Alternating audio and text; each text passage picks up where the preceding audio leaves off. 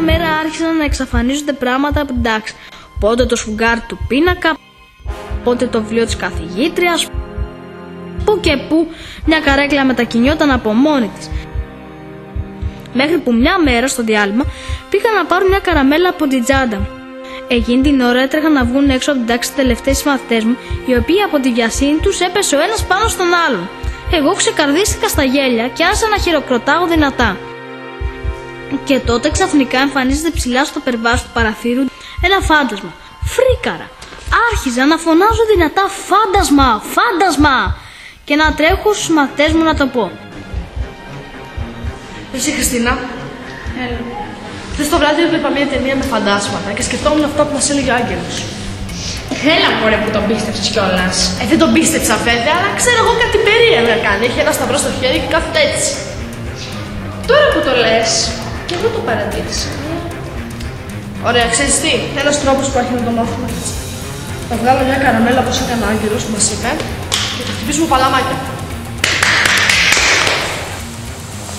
Φτάνει, φτάνει. Εδώ είμαι. 3 παλαμάκια φτάνουν. Ορίστε, τι θέλετε. Σε παρακαλώ, μας πειράξεις. Μη μας κάνεις εγώ. Εσείς είστε πιο άθλος και από μένα. Ελάτε, σηκωθείτε. Δεν θα πάθετε κακό. Θα σας βοηθήσω. Θα σας πω λίγα λόγια για μένα πρώτα. Πριν πολλά χρόνια ήμουν κι εγώ μαθήτρια του σχολείου. Το διάβασμα δεν μου άρεσε ιδιαίτερα, αλλά είχα μεγάλη έφεση στο να κάνω πλάκες στους μαθητές μου και στο να βγάζω το λάδι στους καθηγητές. Επίσης, λάτρευα τις καραμέλες. Κάθε χρόνο λοιπόν έλεγα «Δεν πειράζει που δεν τα πήγα καλά φέτος» και υποσχόμουν ότι του χρόνου θα μελετάω και θα τα πάω καλύτερα. Δυστυχώς, αρρώστησα βαριά και έφυγα από αυτόν τον κόσμο πολύ νωρίς, χωρίς να προλάβω να τελειώσω την υπόσχεση που είχα δώσει στον εαυτό μου.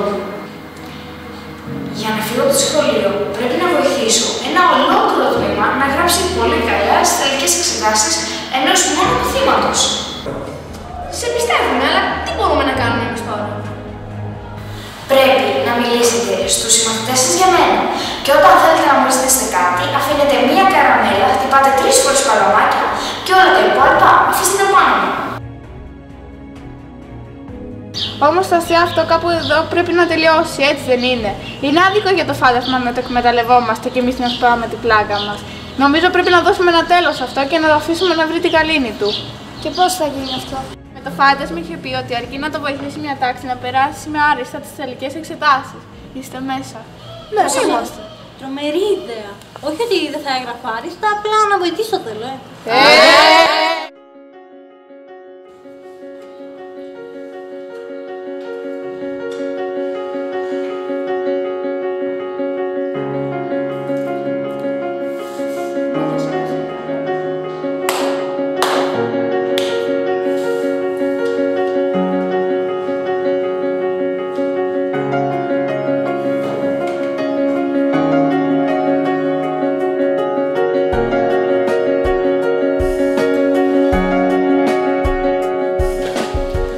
Κυρία, τα θέματα ήταν φοβερά. Πρέπει να χειροκροτήσω.